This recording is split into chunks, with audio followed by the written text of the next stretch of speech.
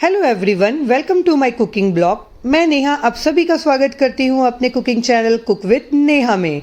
आज मैं आपके लिए ना छत्तीसगढ़ की बहुत ही फेमस रेसिपी लेके आई हूँ जो हमारे छत्तीसगढ़ में तीज और पोला में बननी ही है। हमारे छत्तीसगढ़ में इसे खुरमी बोला जाता है।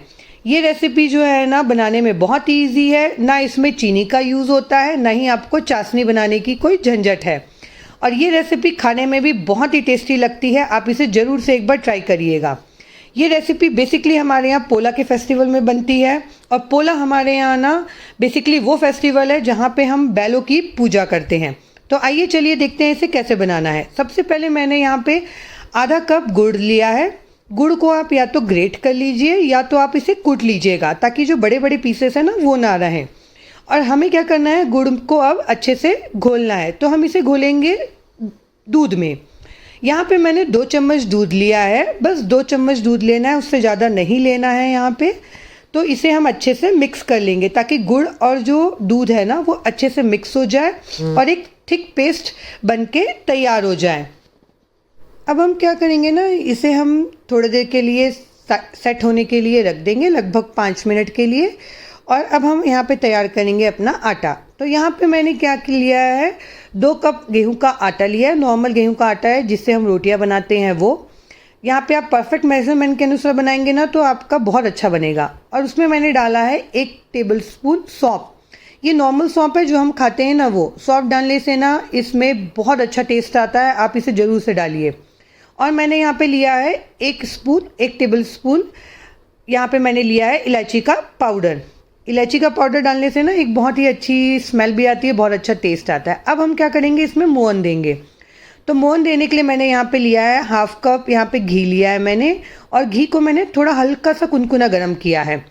और घी डालने के बाद हम क्या करेंगे ना, इसे हल्का मिक्स करते चलेंगे। हमें पूरा घी एक साथ नहीं डालना है, थोड़ा थोड़ा डालते जाना है और प्रॉपर अच्छे तरीके से रब करके पूरे आटे में घी को मिक्स करना है।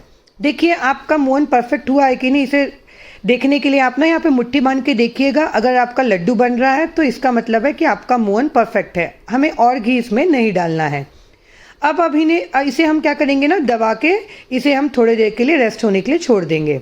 और अब हम क्या करेंगे, हमने जो गुड़ का मिक्सचर बनाया था ना उसे हम एक स्ट्रेनर में लेके, छन्नी में लेके इसे छान लेंगे ताकि गुड़ में जो भी इम्प्योरिटीज़ है ना वो निकल जाए और हमारा जो पेस्ट है वो एकदम अच्छे से साफ़ हो जाए। अब हमें क्या करना है, इस आटे को इस गुड़ के पेस्ट में मिक्स करना है, गूँथना है बेसिकली। पर हम क्या करेंगे ना, यहाँ पे भी हमें गुड़ का जो हमने मिक्सचर तैयार किया है ना वो हमें पूरा एक साथ नहीं डालना है। इसे हमें थोड़ा थोड़ा पोर्शन में डालते जाना है और अच्छे से आटे में इसे मिक्स करते जाना है ताकि जो हमारा गुड़ का जो मिक्सचर है ना वो प्रॉपर पूरे आटे में अच्छे से मिक्स हो जाए। उसके बाद हम क्या करेंगे, मैंने यहाँ पे लिया है 1 चम्मच सफ़ेद तिल। जो सफ़ेद तिल आती है ना वो, उसे हम आटे में डालेंगे और इसे अच्छे से आप मिक्स कर लीजिए।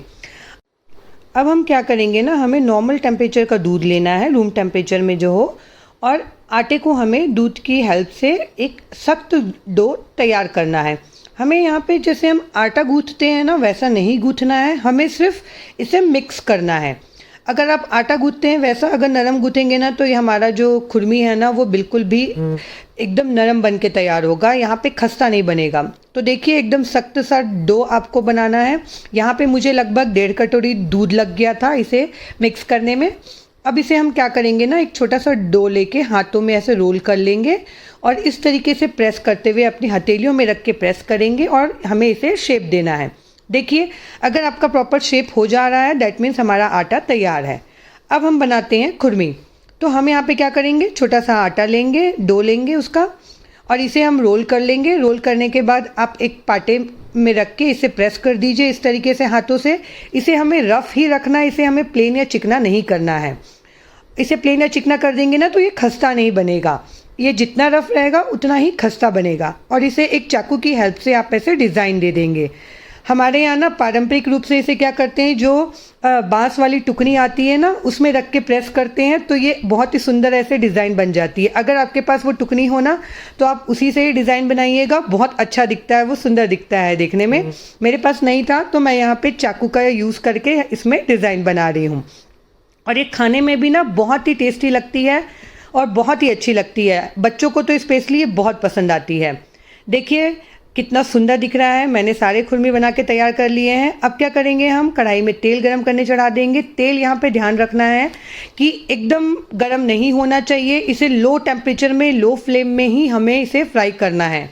अगर आप हाई फ्लेम में फ्राई करेंगे ना तो क्या होगा, ये ऊपर से तो लाल लाल हो जाएगा, सिक जाएगा, पर अंदर से जो है ना ये कच्चा कच्चा सा रह जाएगा, इसमें वो खस्तापन नहीं आएगा। तो आप ये चीज़ को ध्यान रखिएगा कि इसे एकदम मीडियम टू लो फ्लेम में सेकना है, और इसे सेकने में आपको लगभग 4 से 5 मिनट का समय लग जाएगा। तो प्रॉपर आराम से इसे सेकिएगा तो ये उतना ही खस्ता बन के रेडी होगा। देखिए कलर कितना अच्छा आ रहा है। और रेसिपी पसंद आई है, मेरे वीडियोस पसंद आ रहे हैं तो मेरे रेसिपीज़ पे कमेंट करिए, मेरे वीडियोस पे कमेंट करिए। अगर आपको बनाने में कोई भी परेशानी आ रही है तो मुझे कमेंट करके ज़रूर से बताइएगा। मेरे वीडियोस को लाइक करिएगा, मेरे चैनल को सब्सक्राइब करिएगा। मैं मिलती हूँ आपसे अगले ब्लॉग में। Bye bye.